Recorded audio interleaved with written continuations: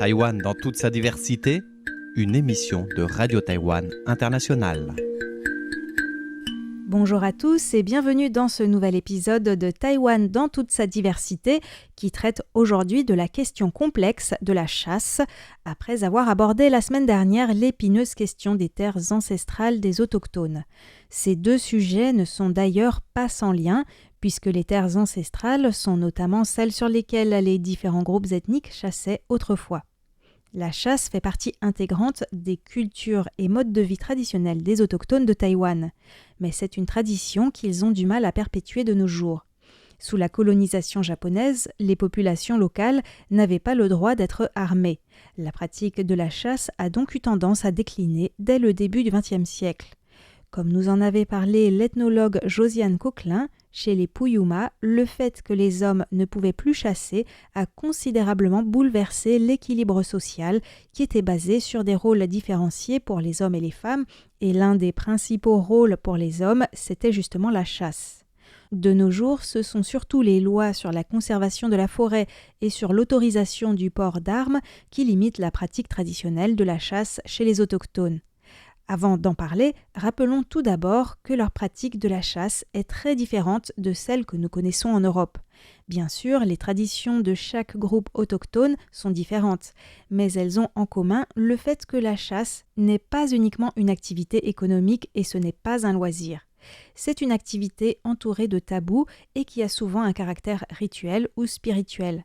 Dans les maisons Paiwan, par exemple, il y avait une colonne rituelle pour les ancêtres, mais aussi une colonne dédiée aux âmes des animaux et même des végétaux qui sont consommés, témoignant du respect des humains pour les autres vivants qui ont donné leur vie pour perpétuer la nôtre.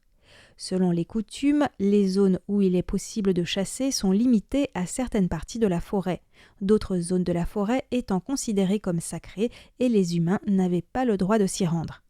Tous les animaux sauvages ne pouvaient pas être chassés et certains ne l'étaient qu'à certains moments de l'année pour des rituels par exemple. Ces pratiques étaient respectueuses des écosystèmes et permettaient le maintien de leur équilibre. C'est le mode de vie même des autochtones qui à l'époque permettait de vivre en harmonie avec la nature ou dit autrement, comme le rappelle l'ethnologue Philippe Descola, il n'y avait pas chez eux de dichotomie entre la nature et l'humain. Les humains faisant partie intégrante du vivant, ils y trouvaient leur place tout en interagissant avec le reste du vivant dont ils dépendaient. Mais aujourd'hui, les temps ont changé. La chasse est souvent considérée par les Taïwanais d'origine Han comme une pratique cruelle. Mais est-ce bien plus cruel que de consommer de la viande achetée en supermarché ? Certes, elle est bien emballée avec du plastique et ce n'est pas le consommateur qui a tué l'animal, mais les conditions de vie et d'abattage des animaux dans un élevage industriel sont-elles moins cruelles ? Traditionnellement, les chasseurs autochtones chassaient seulement lorsque le village en avait besoin. En effet, comme il n'y avait pas de frigidaire, il fallait consommer la viande rapidement. Le chasseur ne recevait qu'une petite portion. Les autochtones utilisaient des paniers en rotin pour transporter sur le dos l'animal qu'ils avaient chassé. Une partie du panier est tressée de manière serrée, on ne pouvait donc pas voir ce qu'il y avait dedans, et une autre partie du panier est tressée de manière moins serrée, on peut voir à travers l'animal. C'est cette partie qui doit être obligatoirement partagée avec le reste du village. Le partage, les dons réciproques et l'entraide faisaient partie intégrante des cultures autochtones. En outre, la pratique de la chasse, qui a souvent lieu la nuit, permet aux autochtones d'apprendre à connaître la forêt. Une forêt tropicale dense, pleine de dangers, mais aussi d'atouts, notamment les plantes médicinales. Aujourd'hui, de moins en moins d'autochtones s'intéressent à la chasse, car c'est tout leur mode de vie traditionnel qui se perd en raison des politiques d'assimilation depuis la période japonaise et en raison de l'attrait du mode de vie moderne. Toutefois, certains jeunes autochtones ont pris conscience qu'en apprenant à chasser avec les anciens et tout ce qu'il y a autour, les tabous, les rituels, la connaissance de la forêt, cela leur permet de renouer avec leurs racines et de continuer à faire vivre leur culture. Si la chasse n'est plus aussi pratiquée qu'auparavant, elle garde son importance pour la transmission intergénérationnelle.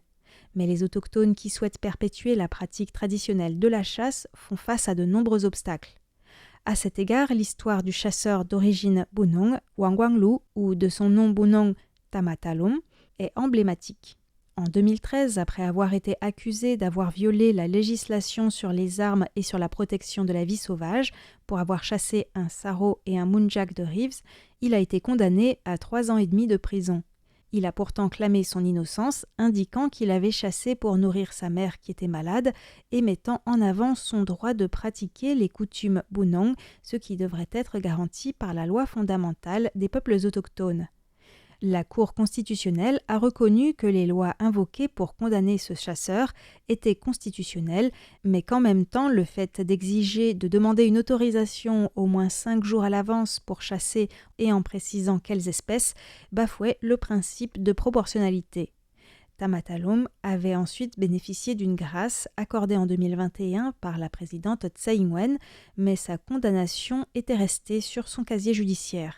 Ce n'est que cette année qu'une nouvelle décision de la Cour constitutionnelle l'a innocenté. Lors de la commémoration des 10 ans du mouvement des tournesols le 18 mars dernier, la jeune militante d'origine Bunong, Savongan Valintinan, est montée sur scène aux côtés de Tamatalum. Écoutons-les. Les chasseurs sont innocents. La chasse n'est pas un crime. La chasse est un domaine important de la culture des autochtones. Pour nous, la chasse n'a jamais été un massacre. Tous les jeunes autochtones présents ici voudraient nous dire que notre culture n'est pas cruelle.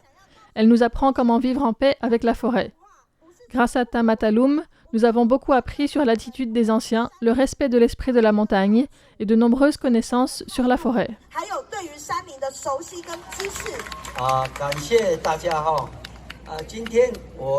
Merci à tous. Aujourd'hui, je suis très content d'être ici.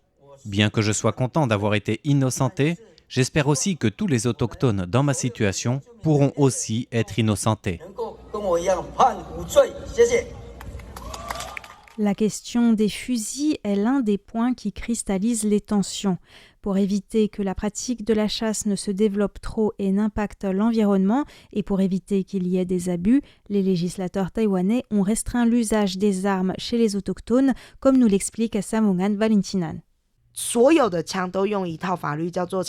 la loi concernant le contrôle des armes, il y a une phrase qui concerne les autochtones qui dit « Les autochtones n'ont le droit d'utiliser que des fusils de chasse qu'ils ont fabriqués eux-mêmes ». Mais qu'est-ce que cela signifie ? Est-ce qu'en tant qu'autochtones, ils ont le droit d'ouvrir une usine de fusils et d'utiliser des fusils fabriqués à l'aide de machines ? Ou est-ce que cela veut dire fusils fabriqués par soi-même ? Par exemple, dans le procès qui a été intenté à Wang Guanglu de son nom Bunun Tamatalum, il a été condamné au départ à 3 ans et demi de prison, notamment parce que son fusil pouvait tirer des balles fabriquées en usine, ce qui violait la disposition de la loi selon laquelle les autochtones ne peuvent utiliser que des armes qu'ils ont fabriquées eux-mêmes. En plus, le verdict précise que ça doit être fabriqué par le chasseur lui-même. Donc si c'est quelqu'un d'autre qui le fabrique, eh bien c'est interdit. Et à cela s'ajoute le fait que chaque tribunal a une interprétation différente. Puis, en 2021, quand la Cour constitutionnelle a rendu son verdict, Tamatalum était encore considéré comme coupable. Il a ensuite été gracié par la présidente Tsai Ing-wen, mais c'était humiliant. Ça voulait dire « Tu n'as pas besoin d'aller en prison même si tu es coupable ».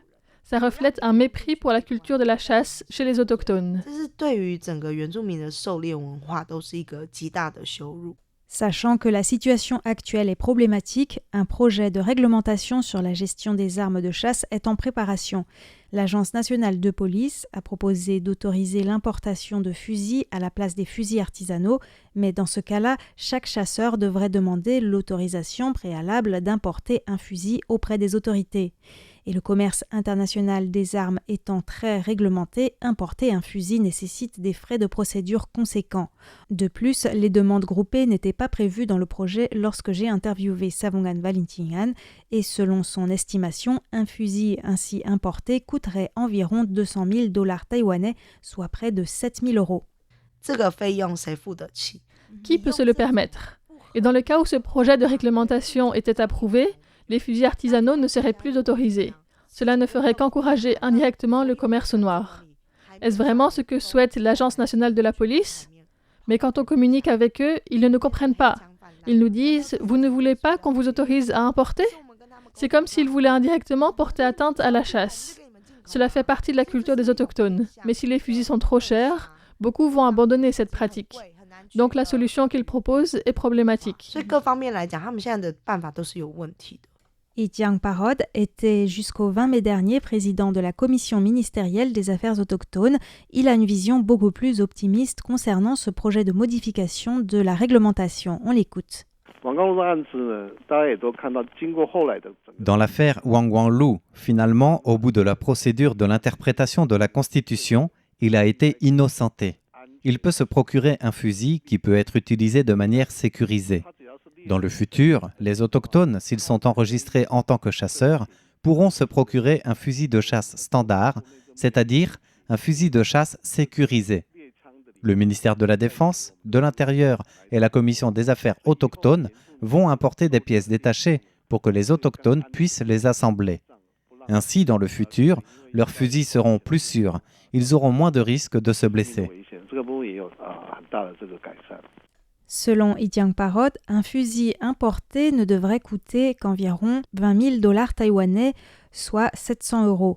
Il a précisé que les autorités réfléchissaient aussi à la possibilité de continuer à permettre aux autochtones de fabriquer des fusils de chasse artisanaux eux-mêmes, fusils dont la sécurité serait vérifiée par des agents du ministère de l'Intérieur ou de la Défense. La sécurité est en effet une question très importante pour les autochtones car il n'est pas rare que ces fusils artisanaux entraînent des blessures pour les chasseurs. Ityang Parod a par ailleurs tenu à souligner que l'évolution de la loi allait dans le sens d'un équilibre entre le droit de chasser des autochtones et la protection de la nature. Notre loi sur la protection des animaux sauvages et celle sur le règlement concernant la chasse font l'objet d'un projet d'amendement. Auparavant, les autochtones avaient beaucoup de contraintes. Si le produit de la chasse est consommé et qui n'est pas vendu, et si la chasse est liée à une fête ou un rituel, il n'y aura pas de sanction sur le plan pénal. Il faudra simplement faire une demande, en indiquant que l'on chasse pour sa propre consommation, ou même si l'on n'a pas prévenu à l'avance, on pourra faire une déclaration par la suite. Le droit à la chasse des autochtones sera donc mieux protégé. Mais il faut préciser que la chasse pour les autochtones, ce n'est pas tuer massivement des animaux. Ils doivent faire cela dans le respect de l'environnement. Cela dépend de la saison, par exemple. La loi va dans le sens d'un équilibre entre le droit de chasser des autochtones et la protection de la nature. Savangan Valentinan, quant à elle, considère que le principal problème pour trouver des solutions adéquates vient du manque de compréhension des autorités qui découle du manque de dialogue approfondi avec les autochtones. Je ne pense pas que les fonctionnaires de l'Agence nationale de police soient mal intentionnés. Je ne pense pas non plus que ce pays veuille opprimer les autochtones. Mais tant qu'ils n'arriveront pas à comprendre la situation réelle, tant qu'ils ne coopéreront pas avec les autochtones pour discuter des modalités du système, ils continueront à blesser les autochtones. Le sujet de la chasse reste controversé à Taïwan. Savangan Valentinan souligne que d'autres chasseurs continuent à être arrêtés, Tamatalum étant le seul à avoir été innocenté. Les militants autochtones et les chasseurs espèrent des avancées, bien qu'ils sachent que cela sera difficile puisqu'ils sont très minoritaires dans la société. Ils souhaitent aussi que les Taïwanais comprennent que leur pratique coutumière de la chasse n'est pas cruelle, comme on pourrait le croire au premier abord. Les autorités taïwanaises, quant à elles, souhaitent avant tout éviter les abus. Plus fondamentalement, comme pour les terres ancestrales, ce sont deux visions du monde qui entrent en collision. D'un côté, l'État qui souhaite logiquement tout réglementer et de l'autre, des communautés qui souhaitent plutôt s'autogérer en s'appuyant sur leurs coutumes. Deux manières différentes qui mènent à la protection de l'environnement, mais pas par le même chemin. Mieux comprendre le mode de vie traditionnel des autochtones permettrait non seulement de mieux adapter la législation à leur culture, mais aussi de s'inspirer de leurs interactions avec le vivant. Comme l'avait souligné l'ethnologue Philippe Descola lors du tribunal pour les générations futures organisé par le Bureau français de Taipei l'année dernière, les autochtones peuvent jouer un rôle dans la résolution de problèmes actuels tels que le recul de la biodiversité. L'idée n'est pas de revenir en arrière, mais de comprendre qu'il existe une multitude de modes de vie et d'interagir avec le vivant. Bien vivre ne signifie pas forcément détruire le vivant, comme en témoignent les différents modes de vie autochtones.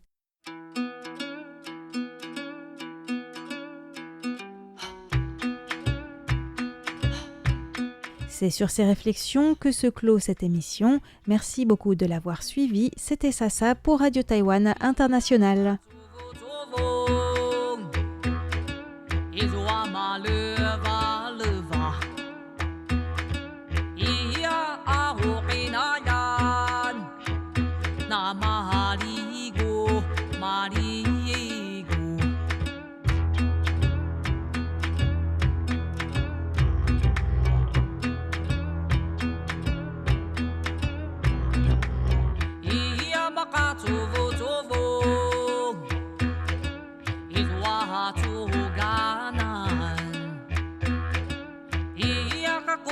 Koda na